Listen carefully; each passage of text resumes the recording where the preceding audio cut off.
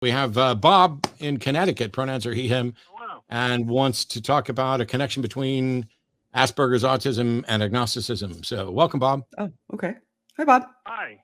Hi, Matt and Shannon. Hi. How you doing? Good. Excellent. You tell me. I explained a little bit. I'm Asperger's myself. I'm called self-identified. I've never actually gotten an official diagnosis, but I'm 61 years old, born in 1960. I figured this out at age 44 in 2005, and it explained my life. It was almost like an evangelical moment where I read this article, happened to randomly read an article, and I was like, wow, this is me. This explains my whole life. So it was almost like that walking down the aisle moment. You know what I mean? Okay. Equivalent? Yeah. I have a general idea of what you mean. Yep. Okay. So, and I'm all my life, I was born in Row House, Philly, 1960. The Catholic schools kicked me out, told my mother I needed an exorcist. They told me I was possessed by demons because I ran around in circles, talked in tongues, flapped my arms. So I had to go to public school. I didn't get along my difficulties. I had a very difficult childhood. They put me on Ritalin. I'm pretty sure, going back and reading about it now, I probably had ADHD, OCD, the whole alphabet soup of things. So, but I did manage to get through. I managed to somehow, by high school, I was able to cope with society enough, and I was gifted at math. I had a 135 IQ. According to the testing, and so I managed to go to college. My dad helped me go to a public university for engineering. My dad was a contractor, so I was almost born to be a civil engineer. If you talk about the soul, like in people predestination or whatever, like as a kid, I loved trains and ships and buildings and bridges and military hardware, and so I civil engineering was like a duck to water for me, and that's what I got multiple degrees in it. I got licenses in it. I had a 35-year career with the government and consultants and a commuter rail agency designing all kinds of trains and ships and bridges and all kinds of stuff. Where are we going? Where are we going, Bob? Let's get there. Okay, I'm sorry. Yeah. I just want to give you a little background. Okay, so to me, I've always been agnostic.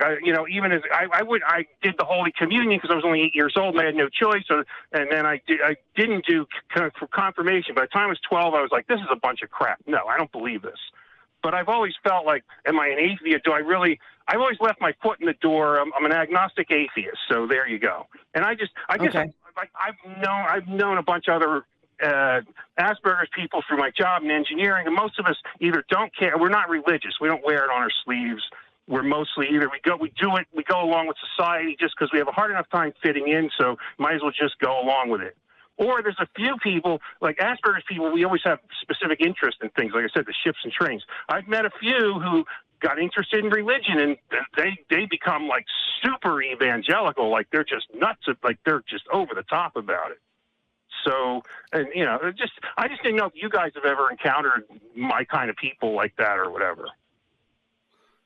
Okay, so I can speak to answer what was your underlying question. I have a fairly broad familiarity with ASD, and there's a tendency towards fixation, which is, I think, something that you may have addressed, and becoming kind of singularly focused, and that does kind of lend itself towards not being interested in things that you see as tangential. So religion could be something that you see as tangential to that point of fixation or that area of interest, or something that you see as contradictory to that area of interest where that fixation lies.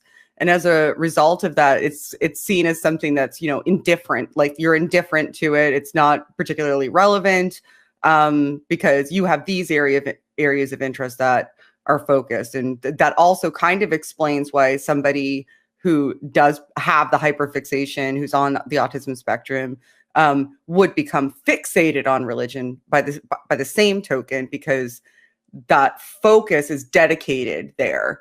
And so all of the cognitive effort is put towards investigating and investing in that focus. Does that make some degree of sense? Absolutely. And I'm laughing because I'm being made fun of on the chat for like going on and on. So that's totally an Aspie thing. The chat needs to stop doing that because people who are on the autism spectrum. You and I should both ignore it. I'm sorry. Yeah. I'm good. I'm good. I want to most of the time I don't have that tab open. Look, here's the thing. I've run into a lot of people over the years in the atheist community, in the secular community at large, who are somewhere on the spectrum. I would caution people against self-diagnosis or determining you're on the spectrum, without, but I get where you're coming from. And I just say this, I'm not aware of any data that shows that either people on the spectrum are more likely to be secular, atheist, agnostic, free thinking, etc., nor am I aware of any data that shows there's a larger than normal or a larger than representative sample of the secular community that are somewhere on the spectrum. It may be that the reason some of it feels that way sometimes is about the types of personalities involved and who's willing to be public and out and talk about stuff. And I think that is a factor, but I don't know that there's any data. And what we do know is that it's not required at all, that it's not like the overwhelming majority of secularists are somewhere on the spectrum. There's no need to even go down that road at all. The simple fact is, for the people who are advocating that a God exists, they're unable to demonstrate the truth of that proposition in any way that people could reasonably accept it.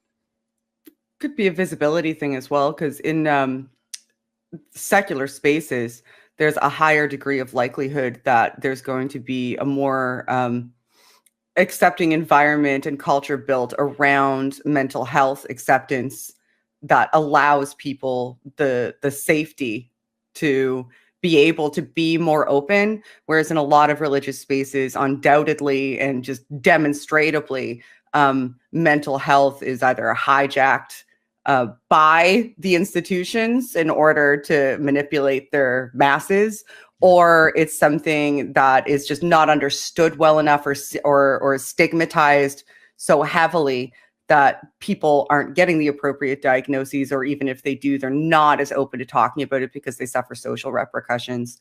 So it may be a visibility thing because of the environments that are cultivated within the different belief systems. Yeah, I know we lost connection to the phones for a minute, but I believe you're back, Bob, and hopefully you got to hear that. Yeah. I mean, I would say when I came back to my parents and talked to them about it, and I think they're a little bit on the spectrum too, and it is a genetic thing somewhat. I was surprised. I thought when I came to them and told them, I thought, well, maybe they would, I almost apologized to them for the lifetime of difficulty I put them through as a child. I was a pretty difficult child. The Hank King of the Hill, that boy ain't right. Well, that was me as a kid. Just that's all anyone could do, shake their head and say, that boy ain't right. But anyway, when I went back to my parents, they were very negative towards me. They didn't like it. I guess they felt ashamed of it. It reflected on their genetics and all. Especially my mother was very she didn't want to know about it. It was I felt sort of like some of the LGBT people going to their parents and being rejected for their way of being. I was taken aback by that. But I'm very sorry to hear that, Bob. Anyway. We do have to take more callers. I appreciate you calling in, and thank you for having the conversation with us and sharing yourself. Thank you. All right. Thank you. Have a good rest of your day.